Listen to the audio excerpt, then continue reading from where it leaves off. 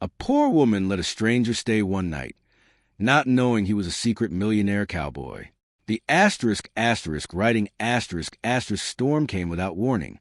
Dark clouds rolled across the wide, empty plains of the frontier colony, turning the sky a deep, angry gray. Lightning cracked across the horizon, and the wind howled like a wild animal. Dust and electric rain slammed against a small, worn-out house, standing alone in the middle of nowhere. Inside that house, Mara struggled to hold her world together.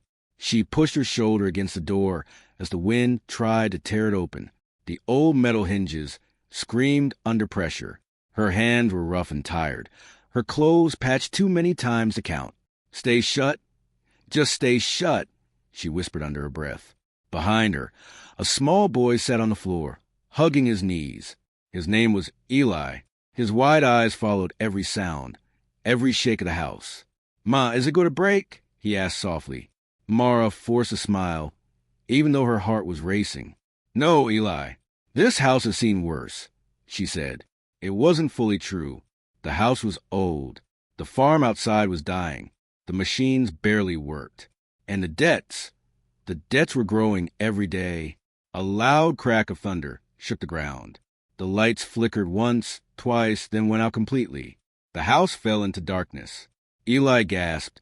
"It's okay," Mara said quickly. She reached for a small lantern and turned it on. A weak yellow light filled the room. The storm only got louder. Mara looked around the house. Every corner showed signs of struggle. Broken tools, empty shelves, a generator that worked only when it felt like it. She walked a window and wiped away dust to look outside. Nothing but chaos. The wind carried sand and sparks through the air. It was one of those electrical storms that could destroy machines, crops, even people. No one traveled during storms like this. No one should be outside. Then she saw something. At first, she thought it was just a shadow, but then movement. Her eyes narrowed. Through the storm, far out near the edge of her land, something was coming closer. A figure, and not just walking, riding. Mara froze. "Eli, stay back," she said quietly. The boy nodded, pulling the blanket tighter around himself. Mara stepped closer to the door, her heart beating faster now. Not from the storm, but from fear. Strangers out here were never a good sign. Bandits, thieves, desperate people who would take what little she had left. The figure came closer. Lightning flashed. For a brief second, the world turned white, and she saw him clearly. A man, sitting on what looked like a mechanical horse, its metal frame glowing faintly under the storm. The machine moved smoothly, too smoothly for something so old-looking. The man wore a long coat, dark and worn, his hat pulled low over his face. He stopped right outside her gate. The wind screamed between them. Mara's hand moved slowly to the old tool she kept near the door. Not much of a weapon, but better than nothing. A knock came. 3 slow, steady knocks. Not desperate, not aggressive, just calm. That made her even more nervous. She didn't open it right away. "Who are you?" she called out through the door. For a moment, there was only the sound of the storm. Then a voice answered. "Just passing through," the man said. His voice was low, steady, no fear in it, no rush. "I need shelter, just for the night." Mara stayed silent. Her mind raced. No one just passed through here. Not anymore. This land was too far, too poor, too forgotten. "Keep moving," she said firmly. "I don't have anything to give." Another pause. "I'm not asking for anything," he replied. "Just a place out of the storm." Lightning flashed again. Mara looked through the small crack in the door. The man hadn't moved. The storm hit him full force, but he sat there like it didn't matter. Something about that wasn't normal. "Why here?" she asked. "Because your light is on," he said simply. Mara's grip tightened. That answer felt honest. But honesty didn't mean safety. Behind her, Eli spoke again. "Ma, he's going to die out there." Mara closed her eyes for a second. She didn't have enough food, didn't have enough supplies, didn't have enough strength for more trouble. But she also knew what it meant to be left outside in a storm. She had seen people die that way. Slow, cold, alone. She exhaled slowly. Just one night, she said, louder now. You leave at sunrise. The door opened just enough. The man stepped inside. The wind tried to follow him in, but Mara pushed the door shut quickly. For a moment, they just stood there. The storm raged outside. Inside, it was quiet. The man removed his hat. He looked ordinary. Rough face, tired eyes, a few scars. Nothing special.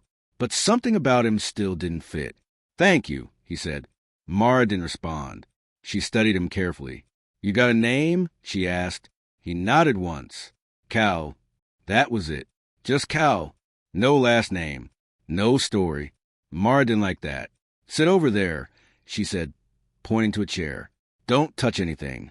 Cal nodded and did exactly as she said. Eli watched him closely, curiosity slowly replacing fear. Is that your horse? Eli asked. Cal glanced toward the door. Something like that, he said. It looks cool, Eli said. Mara shot him a look. Quiet, she said. But Cal gave a small, almost invisible smile. Mara noticed. That didn't match the rest of him. She walked to the small stove and checked what little food she had left. Not much. She hesitated, then grabbed an extra bowl. You eat, you don't ask questions, and you leave in the morning, she said. Cal nodded again. Understood. They sat in silence as the storm continued outside. Eli kept stealing small glances at Cal. Mara kept watching him openly. Something was wrong. Not dangerous, not yet, but wrong. Cal ate slowly, calmly, like he wasn't worried about anything at all. Who acts like that in the middle of a storm like this? Mara leaned back slightly. Where you coming from? She asked. Far, he said. Where you going? Not sure yet. That answer irritated her. You always talk like that, she said. Cal looked at her for a moment. Only when I don't want to lie, he replied. Mara frowned. That was a strange answer. Eli smiled a little. I like him, the boy said. Eli, Mara warned. But Cal just looked down at his bowl again. After a while, Eli fell asleep near the fire. The storm began to slow, just a little. Mara stood up. You can sleep there, she said, pointing to the floor. I don't have extra beds. That's fine, Cal said. He didn't complain. Didn't ask for anything more. That made Mara even more uneasy.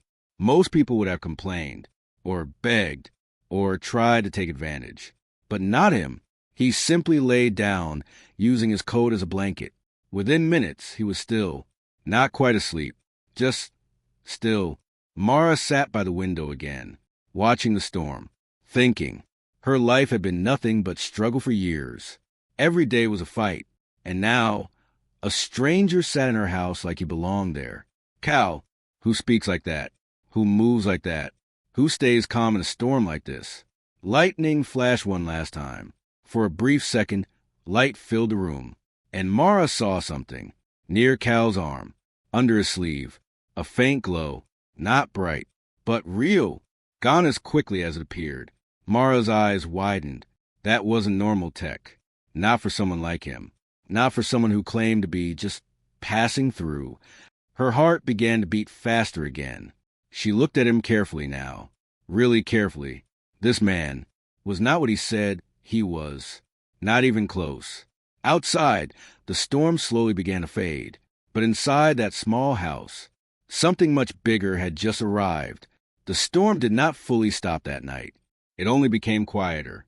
The wind slowed, but it still moved across the plains like a warning. The sky remained dark, and distant thunder rolled far away. Inside the small house, everything felt still, but not peaceful. Mara did not sleep. She sat near the window, watching the stranger. Cal. He lay on the floor, eyes closed, breathing slow and steady. But something about him did not feel like true sleep. It felt controlled, like he could wake up at any second. Mara's mind kept returning to what she had seen. That faint glow under his sleeve. That was not normal. Not for a drifter. Not for someone wearing worn-out clothes and riding an old machine. She looked at her son. Eli was sleeping peacefully now, curled near the fire. For once, his face looked calm. That alone made Mara hesitate. If Cal was dangerous, Eli would not be sleeping like that. Still, she could not ignore her instincts. She stood up slowly and walked closer, step by step, careful not to make a sound. She stopped a few feet away from him. Cal did not move. Mara leaned slightly, trying to see his arm again. Nothing, just a normal sleeve now. Her eyes narrowed. "Who are you?" she whispered softly. Before she could move again, "I could ask you the same." Mara froze. Cal's eyes were open, looking straight at her. She stepped back quickly, her heart jumping. "I wasn't," she started. "Checking if I was breathing?" Cal said calmly. Sitting up, Mara crossed her arms. "I don't trust strangers," she said. "Good," Cal replied. "You shouldn't." That answer caught her off guard. She frowned. "You talk like you're not one," she said. Cal stood up slowly. His movements were smooth, controlled. "Everyone is a stranger at first," he said. "Some just stay that way." Mara didn't like that answer either. "You're not normal," she said directly. Cal tilted his head slightly. "Neither are you," he replied. "That's not the same," she snapped. Silence filled the room again. Then Cal looked toward the door. "The storm is almost over," he said. "You should rest." Mara let out a short laugh. "Rest?" she said. "You think I get to rest?" Cal didn't answer. He simply watched her. That made her uncomfortable. "Say it," she said. "Say what?" "What you're thinking." Cal paused for a moment. Then he spoke. "You're running out of time." Mara's expression changed. Her jaw tightened. "You don't know anything about me," she said. "I know enough," Cal replied quietly. He looked around the house. The broken generator, the empty shelves, the patched walls, the old debt tag still active on your system. Mara's heart dropped. She quickly turned toward the corner of the room where a small blinking device was hidden. "How did you see that?" she asked sharply. "I look," Cal said simply. "That's not something you just see," she said. Cal didn't respond. That silence was worse than any answer. Mara stepped closer again. "Who are you really?" she asked. Cal looked at her for a long moment. Then he said, "Someone who's seen places like this too many times." Mara shook her head. "That's not an answer." "It's the only one you're getting tonight," he replied. That was it. No explanation. No story. Just walls. Mara clenched her fists. She wanted to push more, but something told her it wouldn't work. So instead, she turned away. "Fine," she said. "Morning comes. You leave?" Cal nodded once. "Morning comes," he repeated. A few hours later, the storm finally passed. The sky turned from black to dark blue. The first light of dawn began to rise over plains. Mara stood outside, looking at her land, or what was left of it. The crops were damaged, the fences broken. Dust covered everything. She let out a slow breath. "This just keeps getting worse," she whispered. Behind her, the door opened. Cal stepped outside. His eyes scanned the land quickly, not like a farmer, like someone measuring everything. "The soil's still alive," he said. Mara glanced at him. "You can tell that just by looking?" "Yes." She didn't believe that, but she didn't argue either. Eli ran out behind them. "The storm is gone," he said happily. Cal looked at him. "Yes," he said, "for now." Eli smiled, then looked at Cal's mechanical horse. "Can I see it?" he asked. Mara quickly stepped in. "No." But Cal raised a hand slightly. "It's fine," he said. Mara hesitated, then stepped back. "Don't touch anything," she told Eli. Eli nodded and ran toward the machine. Up close, it looked even stranger. Old metal parts, but too clean, too precise. It hummed quietly, like it was alive. "It doesn't look broken," Eli said. "It's not," Cal replied. Mara crossed her arms again. "Everything out here breaks," she said. "Not everything," Cal answered. Eli turned back. "Can it run fast?" he asked. Cal looked at him. "Faster than anything you've seen." Eli's eyes lit up. Mara watched this exchange carefully. Normal people didn't talk like this. Normal machines didn't look like that. And normal strangers didn't act like Cal. Then, a loud mechanical sound echoed in the distance. Mara froze. Her face went pale. "No," she whispered. Cal turned toward the horizon. Dust was rising again. But this time it wasn't a storm. It was vehicles. Heavy ones. Fast ones. They're early, Mara said, her voice tight. Eli looked confused. Who? He asked. Mara didn't answer. She already knew. Debt collectors. Corporate enforcers. And they never came early unless something was wrong. Or unless they wanted to make an example. Cal watched the approaching vehicles. How many? He asked. Mara swallowed. Too many, she said. The machines got closer. Black, armored, with flashing lights. Cold, unforgiving. Eli stepped back, suddenly scared. Mama, he whispered. Mara quickly pulled him close. It's okay, she said, but her voice wasn't steady. Cal looked at her. You expected them today? Yes. And you're going to do what? Mara didn't answer, because the truth was simple. Nothing. She had no plan, no power, no way to stop them. The vehicle stopped just outside her land. Doors opened. Men stepped out, armed. Cold faces. No emotion. One of them stepped forward. Well, he said loudly, looks like you survived the storm. Mara stood tall, even though she was shaking inside. What do you want? She asked. The man smiled slightly. You know exactly what we want. He tapped a device on his wrist. Debt unpaid. Deadline passed. Property seized. Eli tightened his grip on Mara. You can't just take it, she said. The man laughed. We already did. He gestured behind him. More men started moving forward, scanning, marking, preparing to take everything. Mara's world began to fall apart again. And this time, she had nothing left to fight with. Then, Cal stepped forward. Just one step. That was all. But it changed everything. The enforcer stopped. His eyes moved to Cal. And who are you? He asked. Cal didn't answer right away. He just looked at them. Calm. Still. Dangerously calm. The wind moved softly across the land. Dust lifted slightly around his boots. For the first time since they arrived, the enforcers hesitated, just for a second, and Mara saw it. Something about Cal was not just different. It was powerful, very powerful. Cal finally spoke. Leave. One word. Simple, quiet, but it carried weight. The enforcer laughed again. You picked the wrong place to play hero, he said. Cal didn't react. He just stood there, watching them, like he already knew how this would end. Mara looked at him, confused, afraid, hopeful, but not sure why. Because this man, this quiet, strange stranger, was standing against people no one stood against. And somehow, he didn't look worried at all. The enforcer stepped closer. Move, he said. Cal didn't move. The air felt heavier. The moment stretched. Something was about to happen. Something big. Mara could feel it. And deep inside, she realized the truth. The man she let into her house last night was not just a traveler. He was something else entirely. And whatever was coming next was going to change everything. The air felt heavy. No one moved. The wind passed slowly across the broken land, carrying dust between the two sides. On one side stood Mara and her son, with nothing left but hope. On the other side stood the enforcers, armed, confident, and ready to take everything. And between them, Cal, still, calm, unshaken. The lead enforcer stepped closer, his boots pressing into the dirt. I said move, he repeated. Cal didn't blink. No, he said quietly. The man's smile disappeared.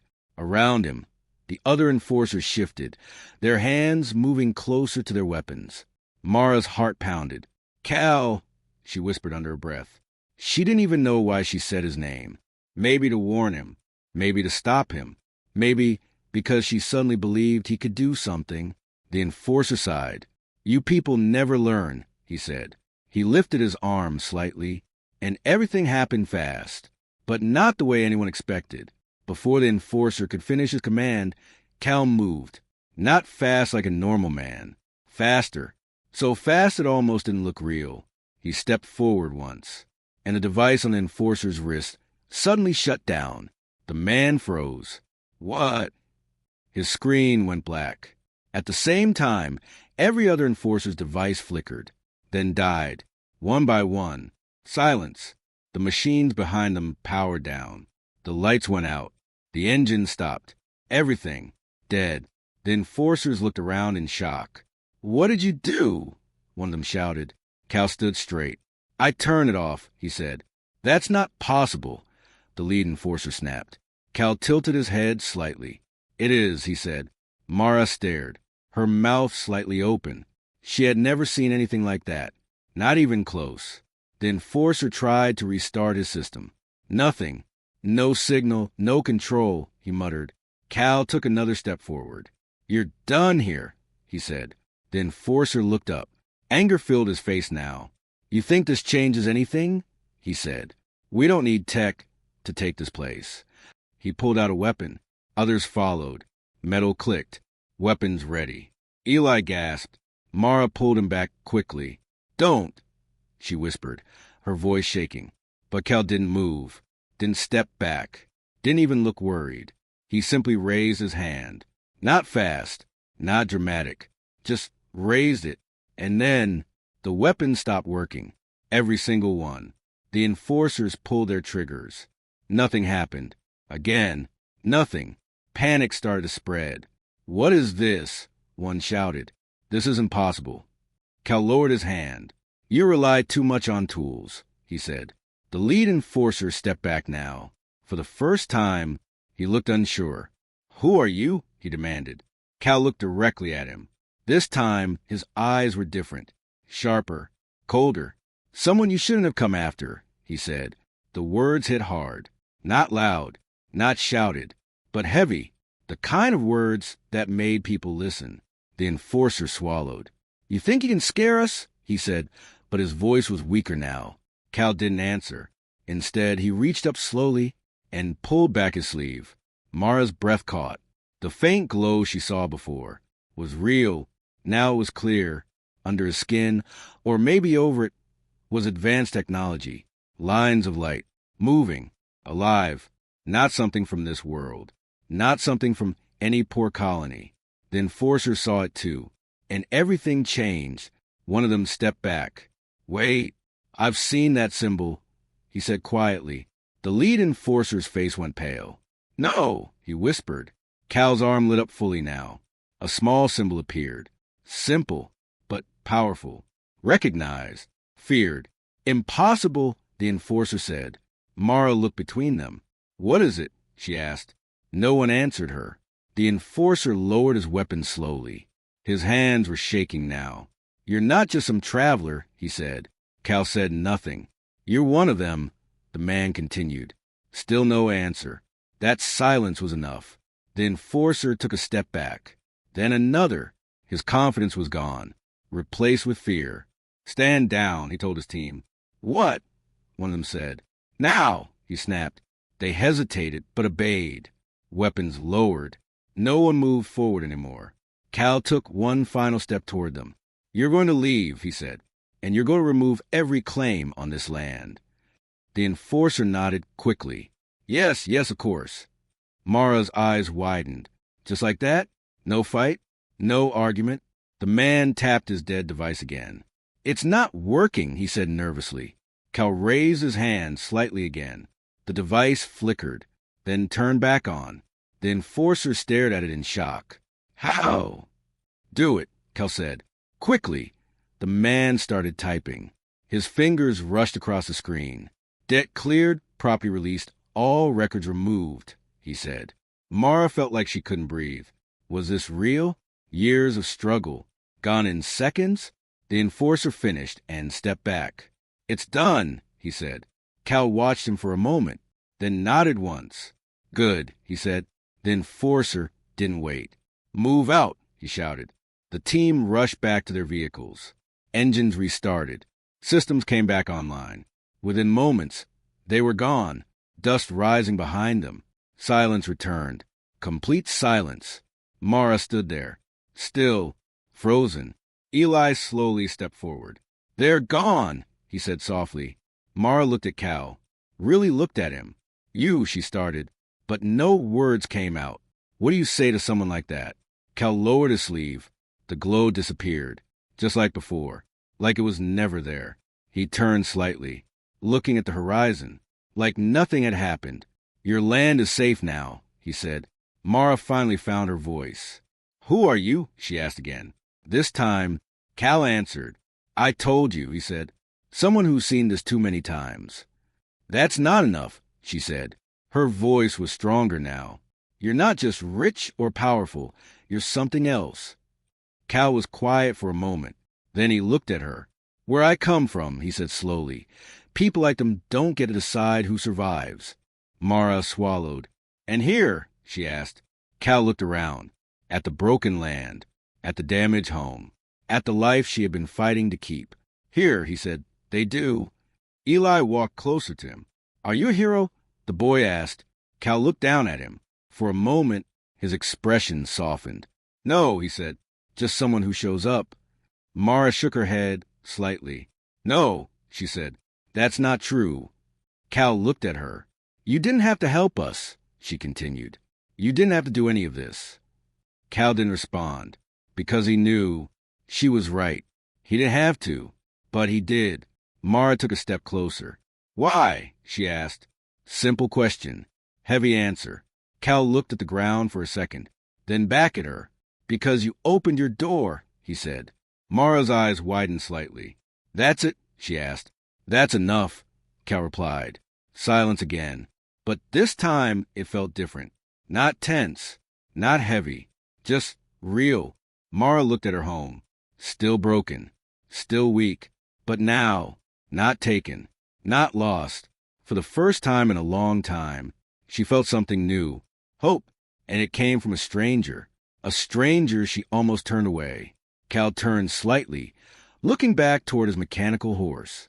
"I'll be leaving soon," he said. Mara didn't stop him. Not yet, because now she understood something. This wasn't just a man. This was a force. Quiet, calm, but powerful enough to change everything. And somehow, he chose to stand on her side. The storm had passed, but something much bigger had just begun. The land felt different after they left. The same broken fences stood. The same dry soil stretched across the plains. The same small house remained, worn and tired. But something had changed. Something deep. Mara stood in the middle of her land, looking around slowly. The fear that had lived inside her for years was gone. Not fully, but enough. Eli ran across the yard, laughing for the first time in days. "They're really gone," he shouted. Mara watched him, her eyes soft. "Yes," she said quietly. "They're gone." Behind her, Cal walked toward his mechanical horse. He moved like always. Calm. Simple. Like what happened earlier meant nothing to him. But Mara knew better now. She turned toward him. "You're just going to leave?" she asked. Cal stopped. He didn't turn right away. "I was only staying one night," he said. "That was before everything changed." Mara replied. Cal looked slightly to the side. "Things always change," he said. "That doesn't mean you walk away," she said. Now he turned. Their eyes met. For the first time, Mara didn't see just a stranger. She saw someone carrying something heavy. Not weapons, not power, but responsibility. "You helped us," she continued. "You saved my home. You stopped them like it was nothing." Cal didn't respond. Mara stepped closer. "How many places like this have you seen?" she asked. Cal's jaw tightened slightly. "Too many," he said. "And you just move on every time?" Silence. That silence was her answer. Mara shook her head. "That's not enough," she said. Cal raised an eyebrow slightly. "What isn't?" "Helping one place and leaving," she said. "That doesn't fix anything." Cal looked at her carefully now. "You think it's that simple?" he asked. "No," Mara said. "But it's better than doing nothing." Cal looked away, out across the empty land. For a moment, he didn't look like the powerful man from before. He looked tired. "You don't understand how big this is," he said quietly. "Then explain it," Mara replied. Cal didn't answer right away. Instead, he walked a few steps forward. Mara followed him. Eli watched from a distance, curious. "These corporations," Cal began, "they control hundreds of worlds. They decide who eats, who works, who loses everything." Mara listened. "And you?" she asked. "I was part of that system," he said. That stopped her. "What?" she said. Cal looked back at her. My family built part of it, he said. Not all of it, but enough. Mara's expression changed. So you're one of them? I was, he said. The way he said it made the difference clear. Mara crossed her arms. And now I see what it's doing, he replied. And you just ride around fixing small problems? Cal didn't like that. You call this small? He asked. Mara looked at her home, then back at him. No, she said. This is everything to me. Cal nodded slightly. I know. Then why stop here? She said. That question stayed in the air. Cal didn't answer immediately, because for the first time, he didn't have a simple answer. Mara stepped closer. You said you've seen places like this too many times, she said. So stop watching. Start changing it. Cal looked at her, really looked at her, not as someone he helped, but as someone who understood something. You think one person can change all that? He asked. Mara gave a small, tired smile. One person already changed my whole world, she said. Cal was quiet.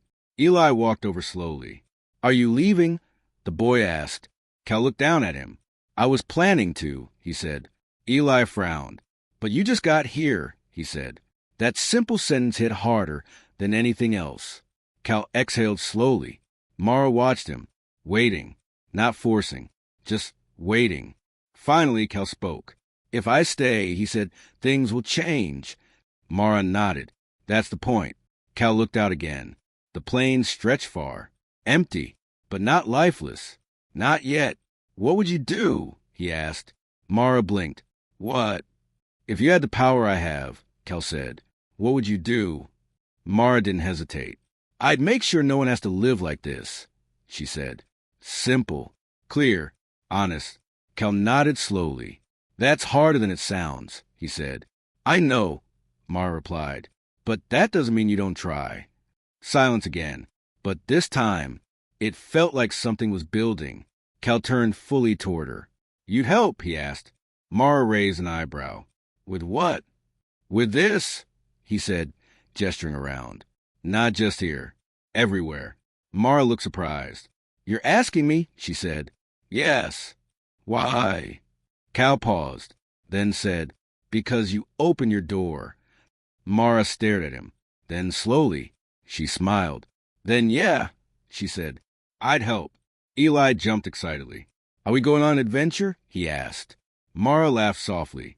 Something like that, she said.